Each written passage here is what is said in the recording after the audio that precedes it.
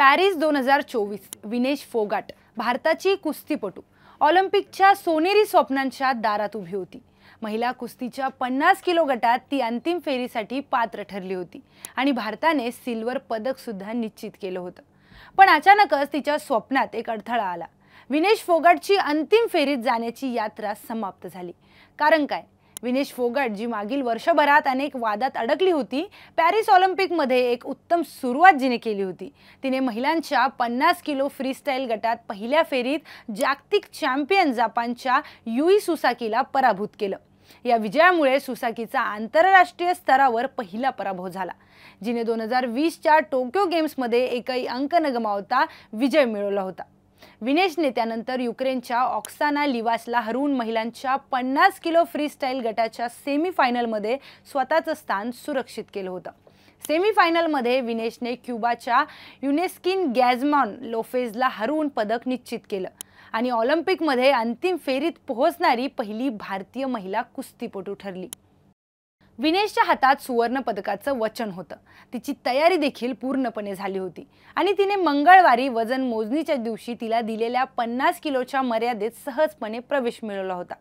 तिच्या सामर्थ्याने आणि कुस्तीच्या कौशल्याने ती अंतिम फेरीसाठी निश्चित झाली होती। विनेश सामान्यतः 53 किलो गटात स्पर्धा करते, पण पॅरिस ऑलिम्पिकसाठी तिने वजन 50 किलोपर्यंत कमी केलं होतं। बुधवारची सकाळ तिला निराशाजनक ठरली। अंतिम फेरीच्या तयारीसाठी तिचे वजन मोजण्यासाठी ती वजन मोजणीच्या कक्षेत गेली।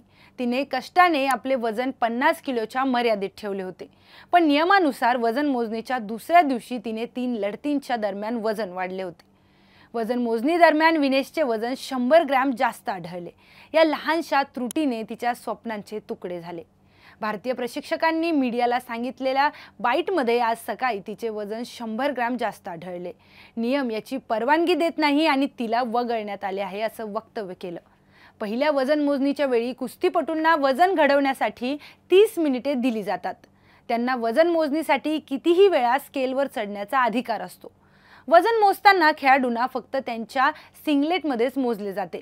अन्य काही कपडे किंवा वस्तूची परवानगी नसते। त्याचप्रमाणे कुस्तीपटूंची तपासणी केली जाते की ते कुठल्या प्रकारच्या संक्रमणात्मक रोगांचे लक्षण दाखवत नाहीत ना, किंवा त्यांची नखे खूपच कमी कापलेली आहेत का, हे पहिल्यांदा तपासलं जातं। दुसऱ्या दिवशी स्पर्धेत भाग घेणाऱ्या खेळाडूंसाठी वजन मोजणीला 15 मिनिटे दिली जातात। ऑलिम्पिक कुस्तीमधील वजन मोजणीची प्रक्रिया खालीलप्रमाणे असते। वजन मोजणीचा दिवस: वजन मोजणी सर्व खेळाडूंसाठी स्पर्धेच्या दिवशी सकाळी केली जाते। वजन गट: प्रत्येक वजन गटासाठी स्पर्धा 2 दिवस चालते, त्यामुळे जो खेळाडू अंतिम फेरीत किंवा रिपेजमध्ये पोहोचतो त्याला 2 दिवस वजन मोजणीच्या मर्यादेत राहणे आवश्यक असते। सार्वजनिक मोजणी: खेळाडूंचे वजन सार्वजनिकपणे मोजले जाते। वजनाच्या मर्यादेत न बसलेल्या खेळाडूंना स्पर्धेतून वगळले जाऊ शकते। वजन कमी करण्याच्या उपाययोजना: खेळाडूंना वजन कमी करण्यासाठी काही वेळा आहार नियंत्रित करणे, व्यायाम किंवा इतर उपाय वापरावे लागतात। वजन कमी न झाल्यास किंवा मोजणीमध्ये अपयश आले तर खेळाडूला स्पर्धेतून बाहेर वगळले जाते। तर्कशुद्धता: नियम आणि प्रक्रियेस अनुसरून वजन मोजणी करण्यात येते। नियमांचे उल्लंघन झाल्यास स्पर्धकाला वगळण्यात येतं। आयओएने एक औपचारिक घोषणा केली: विनेश फोगाटच्या 50 किलो कुस्ती वर्गात वगळण्यात आले आहे। संपूर्ण रात्रीच्या प्रयत्नानंतरही आज सकाळी तिचे वजन 50 किलो मर्यादेपेक्षा काही ग्रॅम जास्त आढळले। बातम्यांच्या माध्यमातून असं कळण्यात येतंय की विनेशचं वजन रात्री 2 किलोपेक्षा अधिक पद्धतीने वाढलं होतं आणि त्यानंतर रात्रभराच्या तिच्या प्रयत्नांनी तिने आपलं वजन कमी केलं, पण अंतिमतः 100 ग्रॅम कमी करण्यात ती कमी पडली आणि यामुळे तिला या ऑलिम्पिक गेममधून वगळण्यात आले। विनेशच्या या अपयशामुळे एक संपूर्ण देश शोकसागरात बुडालाय।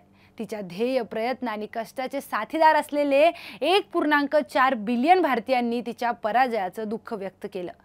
झडलेल्या सगळ्या प्रकाराबद्दल आपणास काय वाटतं कमेंट करून नक्की सांगा। अशाच अधिक माहितीपूर्ण व्हिडिओसाठी पाहत रहा सुदर्शन मराठी।